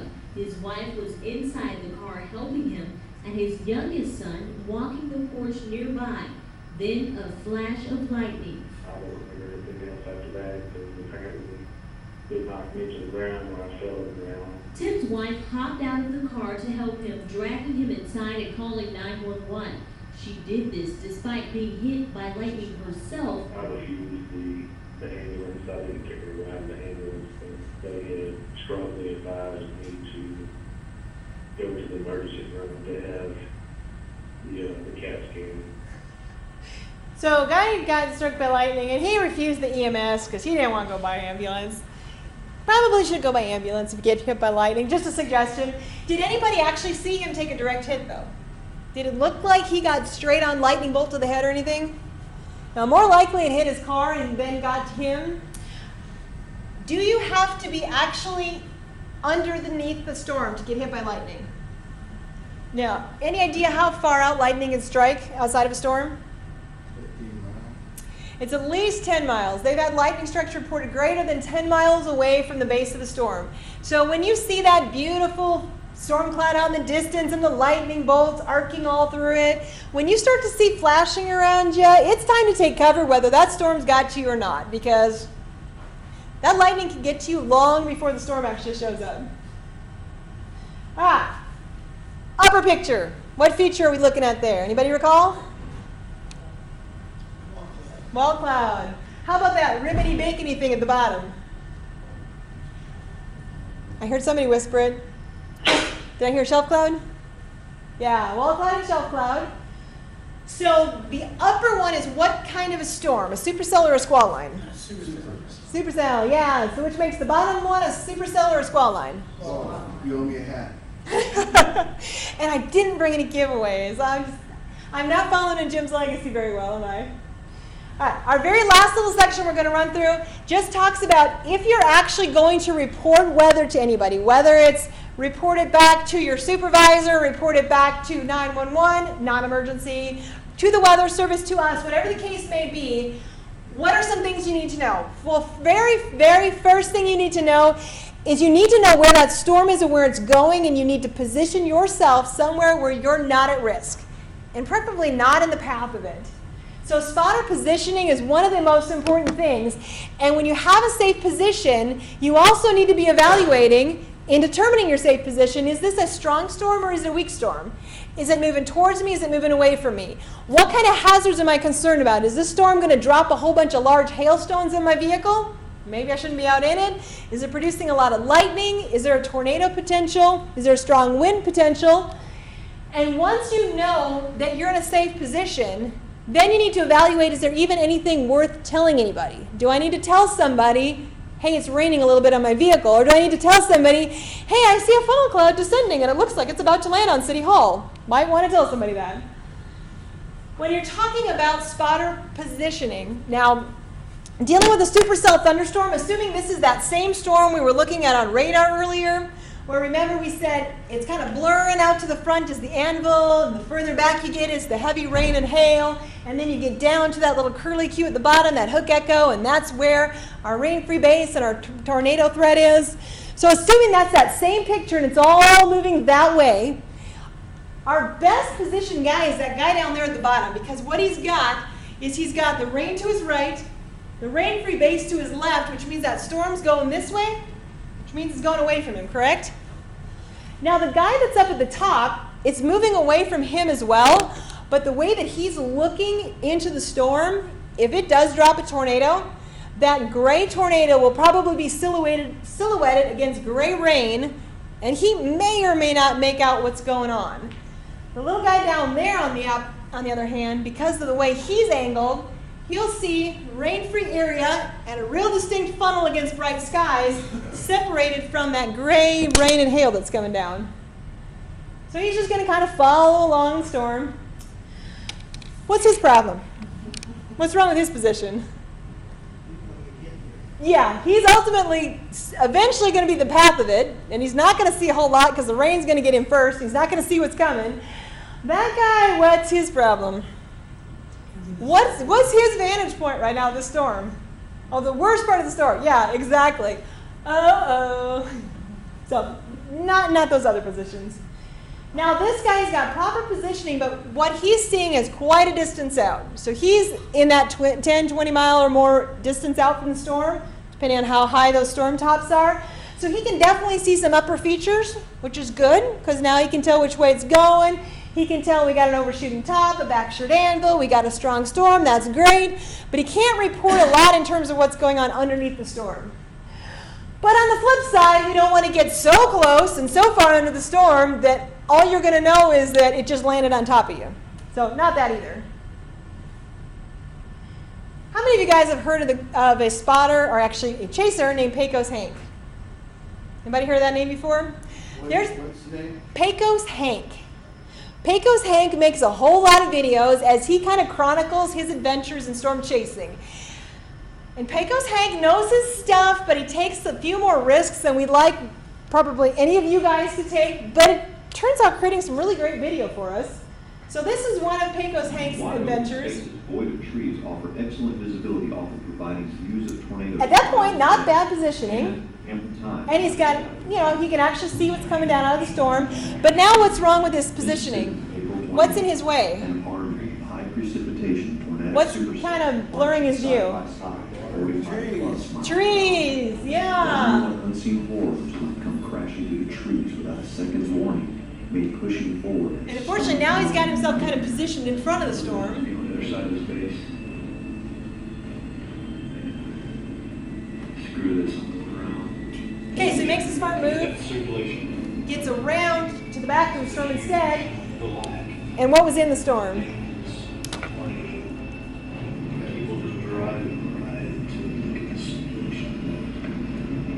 Shrouded violent tornadoes ripping through the route was just contemplated seconds prior and heading for the town of Louisville, where it would kill 10 people and cause substantial damage. So what did they say was outlined in that gray area where you couldn't really make out anything? EF4 tornado?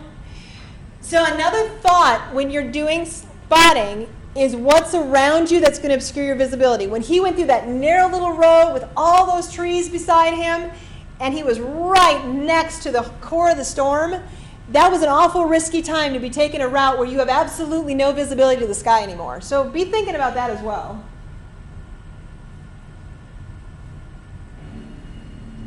Three days prior to May 9th, the Storm Prediction Center caught wind of the potential for tornadoes in eastern Oklahoma, and on the morning of May 9th hatched a 10% chance of tornadoes, later upgraded with a chance of significant or powerful tornadoes, EF2 and above, outlined in black.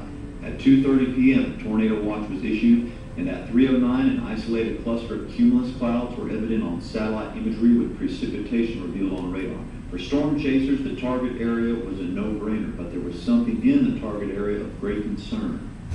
Trees. Time is 3:49. We're in rotation over Elmer City.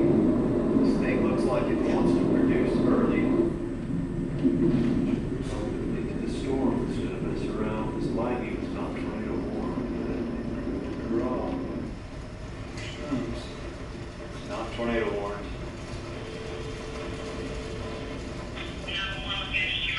Hi, there's a tornado on the ground. I need to report it. It's up. Yes, it's engaged. All right. It's coming right for me. Storm chasers call eastern Oklahoma the jungle, and if you chase here in the jungle, you run the risk of being oblivious of a tornado less than a quarter mile away. Here I'm taking a huge gamble that I'll be able to find a closer clearing to observe this approaching tornado. This time the gamble paid off big time. A driveway leading up an elevated clearing would provide the perfect view. The only catch was it was directly in the tornado's path. With two cameras running, one super wide and one tight, the plan was to hold my post as long as possible and hope the tornado changed directions.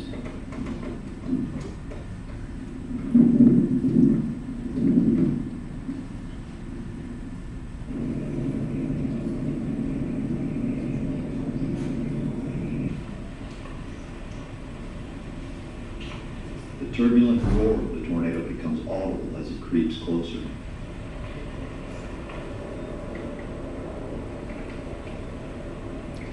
This bending creature is passing to my south, but unfortunately closing in on someone's home. It undergoes an intense strengthening trend, ripping up trees and spitting them out like weeds under a lawnmower.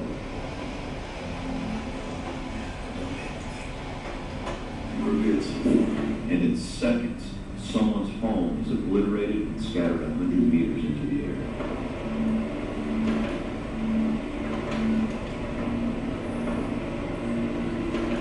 The house didn't even sustain a direct hit, yet the entire roof is sucked off its walls. The rest demolished. A tree hovers above the ground, and the man loses his life. So he made several judgment calls during that time he was chasing that storm. One in particular, he was basically playing chicken with that tornado. It's like, I've got a good position, and hopefully that tornado is going to change course. So he was betting on that tornado blinking first.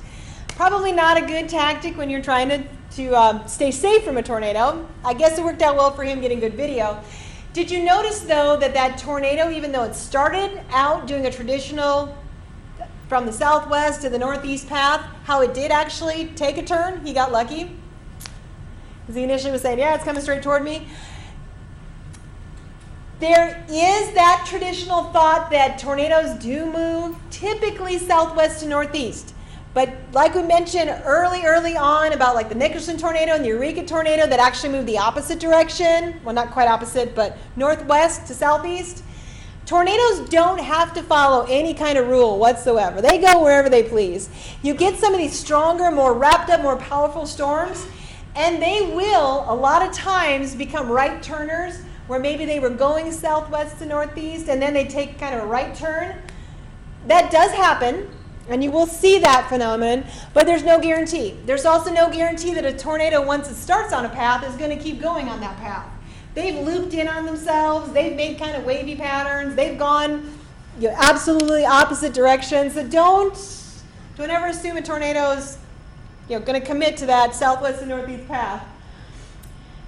Now, at the very beginning, I also said something about when we tell people that safety message of basement is best, storm cellar is best, but if you don't have either option and you're in a well-built building, go as interior as possible, lowest level as possible, and find something to hang on to. Whether it's get in your closet, get in a small bathroom. They used to say get in your bathtub, which is, that's a good thing too. If your bathtub's in the middle of the house, not against an outside wall. They actually don't say drag your mattress in anymore and put it over your head, because by the time you get your mattress wrestled off your bed and on top of your head, tornado's probably there. But it's an interesting note, in one of those tornadoes that he was chasing, that fellow there rode out a tornado in his bathroom, hugging his toilet, so kind of gives new meaning to, hugging the porcelain throne. But he was hugging his toilet and he rode out that tornado, and it took away everything but the very center of his house.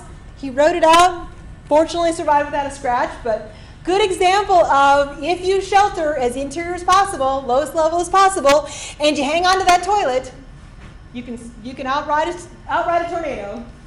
Okay, I'm going to skip his last that last video, which is just another of Hank chasing storms, and in that example, he was actually chasing at night, which anybody have any kind of inclination to go running after a tornado when you can't see it? No. We don't even really try to put our spotters out after dark. A lot of times we'll tell the people that spot for us, look out from your front porch, tell me what you're seeing from your house, and when the storm catches up with you, go take shelter. Do not get out on the road. Don't go chasing down after it, especially with a tornado. If the only time you can see it is if the lightning flashes just right behind it, not a safe environment to be out in. This last little bit that we're going to touch on, in terms of spotting, we've got this segment left, and then we've just got a little piece on how to report, and then we're done. So we're getting close, guys. But this example from Saline County is a perfect example of why we do need people reporting, why spotters are so important.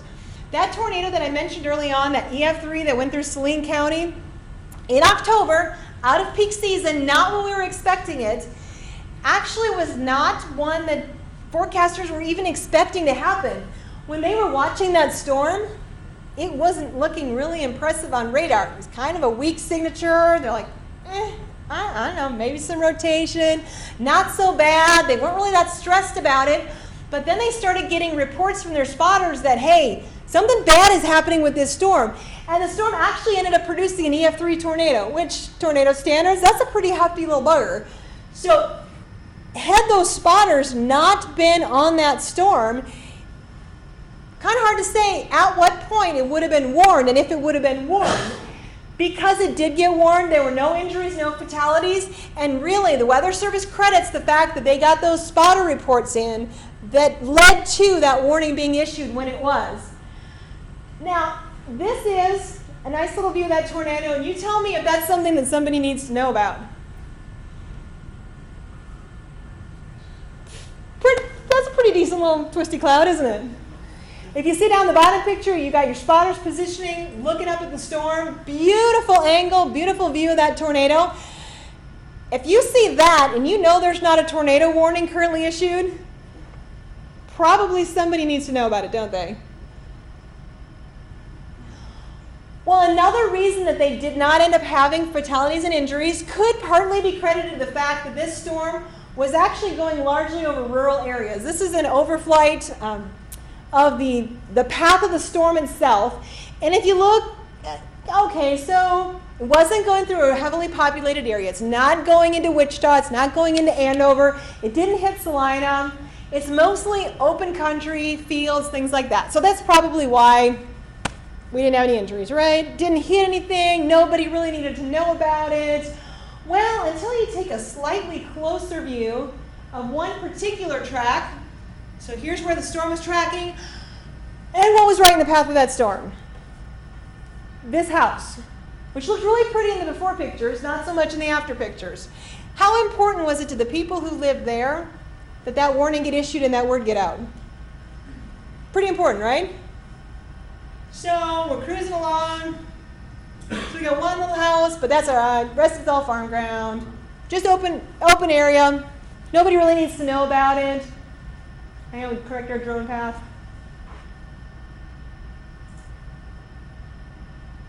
And as that thing cruises along, eventually, after some more open ground, get to another populated area. And this is what it looked like after it went through that. It was on the ground all that time? Huh? It was on the ground all that time? The storm was, I don't remember the actual length of the tornado track, because the original overflight, I think, was the entire length of the storm, but the tornado was on the ground for a fairly decent amount of time as well, and went through at least 2 homes. So even though it's not a densely populated area, even though we don't have a storm that's setting its sights on a city, that spotter report that said, hey, by the way, that storm, big tornado, that information was crucially important because whether it was a big city or not, there were people in the path of that storm that needed to know. Spotter reports were very important to getting that information out, getting that warning issued. So if you are going to be a spotter, back to this little table of what we look for, if you are going to spot, if you are going to report to somebody, whether to our department, whether to CAKE, whether to the National Weather Service, some of the things you need to tell them is, first of all, who you are. And you may now all say, when you call, hi, my name is so-and-so, and I am a trained spotter. Because you sat through this class, you guys are all trained spotters now. So that kind of notches you up a little bit in the credibility area. Because, if just Joe Citizen calls, sometimes Joe Citizen sees a tornado on a sunny day. So, the Weather Service kind of takes it with a grain of salt. But if you call in and say, I am a trained spotter, they give a lot more credence to your report. And what you want to tell them then is several things. You want to tell them what you're seeing because they really need to know specifically, not just I got really big hail or I got really strong winds, something a little more measurable. I've got golf ball sized hail. I've got baseball sized hail. I'm estimating I've maybe got 50 mile per hour winds. I've got damage. Tree branches are down that are like 6 inches in diameter. Giving them something measurable tells them more concretely what they're dealing with. They also, if you're reporting to them, would like to know where this stuff is happening in relation to a town if you're not actually in a town. If you say, hey, I'm in Andover and we've got 2-inch diameter trees down, or 2-foot diameter trees down, well, they know where Andover is. If you say, hey, I'm at the corner of Butler Road and 210th, some of the meteorologists know the area well enough that they'll know where that is. But if you call the National Weather Service and give them the corner of Bob's Road and Ed's Road, they really have no clue where that is. So if you could say that's 6 miles southeast of Andover, or that's 2 miles west of Augusta, or something like that, give them a town. That really helps them out a lot. Make sure that whatever you're reporting, that you clarify if this thing is not with you. So if you say, I'm in Andover and I have a giant wedge-shaped tornado, the assumption is going to be that you and the giant wedge-shaped tornado are both in Andover. If you're looking across the horizon and you're seeing a giant wedge-shaped tornado that kind of looks like it's cruising toward Benton, clarify that little piece of information. So kind of where is it in relation to where you are? And then lastly, if there's any kind of delay, if it's not happening right now, let us know what the delay is. Because if you call in and report baseball-sized hail and the storm's already as far as Cassidy, we're going to be a little confused about why you're still getting baseball-sized hail when everybody else now has a sunny day again. So be a little specific about your times. And then just a little reminder what the criteria is for severe level stuff. But I know our department will take any report. We don't care if it's severe level or not, because all that information is valuable in continuing, expiring, adding a warning from the Weather Service's perspective. But just so you know, quarter size and larger hail, 58 mile per hour winds and higher, those are considered severe criteria. And any tornado is considered worthy of, hey, it's a tornado. We're not going to argue that one size-wise. And when you are reporting stuff, make sure you're reporting accurately what you are really seeing, not what you are hoping to see. If you are just dying to witness a tornado and you head out the door today saying, high-risk storm day, there's got to be a tornado today, I'm going to get me a tornado, and you go out and every single hiccup and twirl and whirl in the clouds becomes a tornado to you, try to control, dampen that enthusiasm just a little bit, and report what you really see, not what you hope to see. You can kind of make out George Washington in that cloud, but I'm pretty sure George Washington is not in that cloud. And if you are going to report, you have a lot of different options. If you want to report to our office, you certainly can. We love storm reports. The top number there is our office number.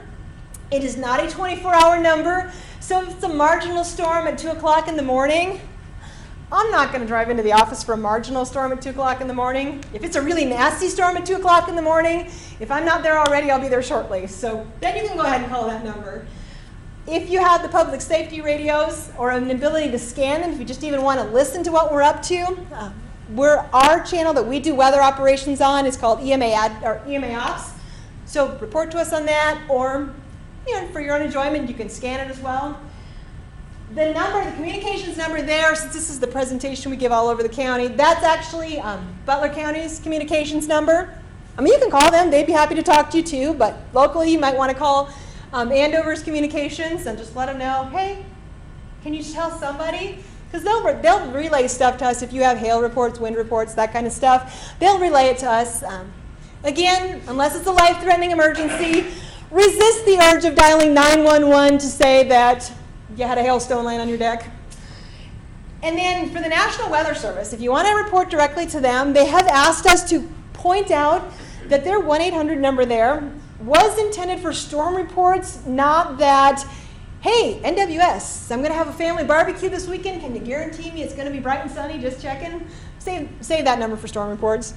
But you can call their 1-800 number. You can hit them on social media. They do Twittering. They do Facebooking, all that kind of stuff. So you have lots of options. You can always go ahead and hit up KSN, KWCH with your info too. And the piece I didn't include was the amateur radio stuff because I don't know a whole lot about that. My assumption is always, if you're already a ham operator, you probably know how to talk to other ham operators. So I don't try to pretend I know anything about that. And I have a flyer I was going to bring, and I totally spaced it off. But what I can do is I can email it to Jenny for anybody who's interested. That is something that the Weather Service puts out that says, hey, here's some tips for spotters, something to keep in mind, something to refer to about what to report and when. So I'll email that out so you got that for future reference. Anybody who is sorely interested in that. And that is all I have for you today. You guys survived the marathon of weather training. Is there anything you need to know, any questions you have before everybody makes a mad dash and tramples each other on the way out the door? Good job. All right? Y'all good? Okay, then you